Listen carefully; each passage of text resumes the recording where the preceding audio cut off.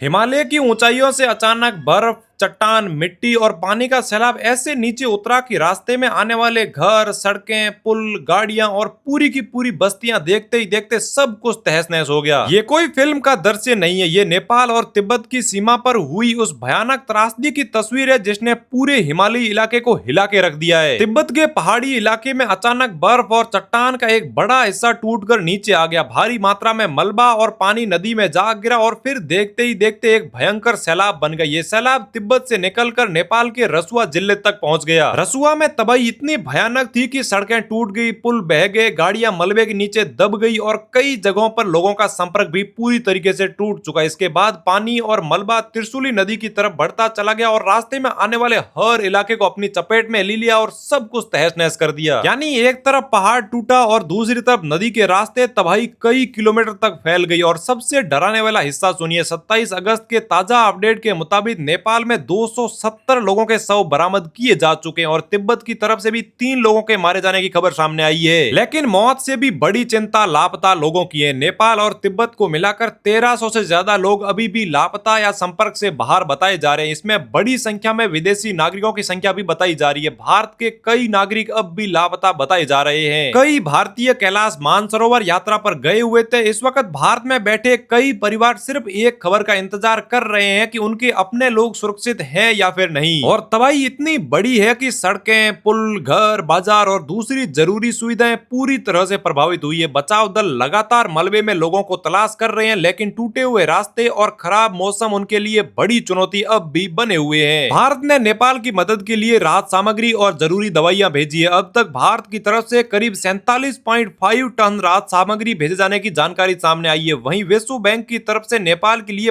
25 अरब नेपाली रुपए तक की आपात मदद का भरोसा दिया गया है। अमेरिका, चीन, संयुक्त राष्ट्र और दूसरे देश भी राहत और बचाव में मदद का भरोसा दे रहे हैं। लेकिन इस पूरी घटना ने एक और बड़ा सवाल खड़ा कर दिया है। सवाल ये है कि अगर हिमालय में बर्फ और ग्लेशियर इसी तरह से अस्थिर होते रहे तो आने वाले समय में ऐसी तबाही कितनी और बड़ी हो सकती है। क्योंकि पहाड़ एक जगह टूटता है लेकिन उसका पानी और मलबा नदी के रास्ते कई किलोमीटर दूर तक जिंदगी तबाह कर सकता है। तो फिलहाल हजारों लोग अपनों की तलाश में हैं और बचाव दल भी इसी उम्मीद में जुटे हुए हैं कि मलबे के नीचे से कोई तो जिंदगी अभी भी बचाई जा सके। अब सवाल ये है कि आखिर हिमालय में ऐसी तबाही बार बार क्यों बढ़ती जा रही है। शायद इसका कारण बढ़ता हुआ प्रदूषण, धरती का बढ़ता तापमान और जलवायु परिवर्तन और ग्लेशियर और पहाड़ों को लगातार अस्थिर बना रहे हैं। और कहीं न कहीं इस पूरी घटना का जिम्मेदार इंसान खुद ही है। तो अब सवाल आप लोगों से है कि आपको क्या लगता है, क्या प्रकृति हमें चेतावनी दे रही है या सिर्फ हमें एक घटना समझ के इसे भूल जाना चाहिए। आपको क्या लगता है, कमेंट करके अपनी राय जरूर से बताइएगा।